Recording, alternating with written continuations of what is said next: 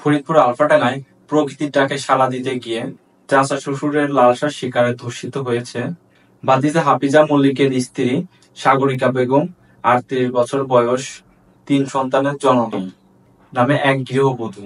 আলফাডাঙ্গা উপজেলার বানা ইউনিয়নের বেলবানা গ্রামের মৃত পাচন মল্লিকের ছেলে এজাজ সূত্রে জানা যায়, গৃহবধূর স্বামী হাফিজ মল্লিক বিগত ৩ বছর যাবৎ সৌদি আরবের প্রবাসী। স্বামী বিদেশ থাকার সুবাদে ধর্ষক নান্নু মল্লিক বিভিন্নভাবে ওই নারীকে কুপ্রস্তাব দেয়। গত ৪ এপ্রিল রোজ শুক্রবার আনুমানিক রাত 11:30টার দিকে ওই নারী প্রকৃতির ডাকে সাড়া দিতে ঘরের বাইরে গেলেন। এই সুযোগে ধর্ষক নান্নু মল্লিক ঘরের দরজা খোলা পেয়ে সে ঘরের মধ্যে প্রবেশ করে।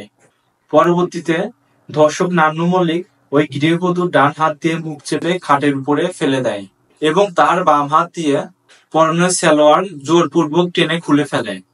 তার ইচ্ছার বিরুদ্ধে জোরপূর্বক ধর্ষণ করে। মহিলাকে ধস্তাধস্তির মাধ্যমে জোরপূর্বক ধর্ষণের এক পর্যায়ে ধস্তাধস্তির শব্দ শুনে পাশের রুমে থাকা মহিলার দেবর এবং পাড়া প্রতিবেশী তারা বুঝতে পারে যে ঘরের মধ্যে কিছু একটা ঘটছে।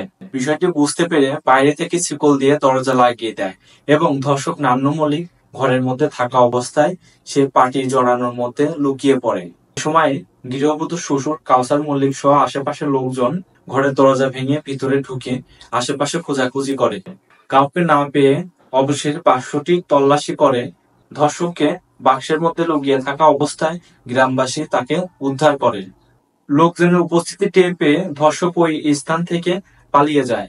বিষয়টিকে কেন্দ্র করে এলাকা জুড়ে বিশাল আলোচনা ও সমালোচনার চাঞ্চল্যকর তথ্য ঘটেছে। গৃহবধূ বাদী হয়ে আলফাডাঙ্গা থানায় একটি মামলা দায়ের করেন।